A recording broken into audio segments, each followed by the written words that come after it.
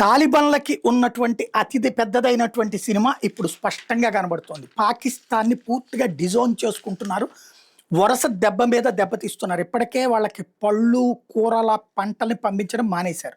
అట్లాగే పాకిస్తాన్ ద్వారానే వాళ్ళ దగ్గర ఉన్నట్టు కుంకుమ పువ్వు అమ్మేవాళ్ళు.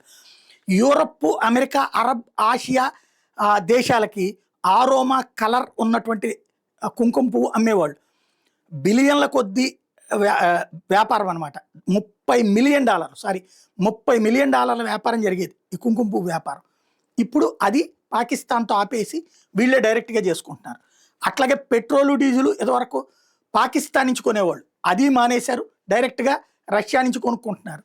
అలాగే ఇప్పుడు తాజాగా సిమెంటు, పాకిస్తాన్లో తయారైన సిమెంటుని ఆఫ్ఘనిస్తాన్ కొనేది. ఇప్పుడు అలా వచ్చిందని కూడా తిప్పి పంపించేసింది. భారత్ నుంచి, రష్యా నుంచి కొనుక్కుంటుంది.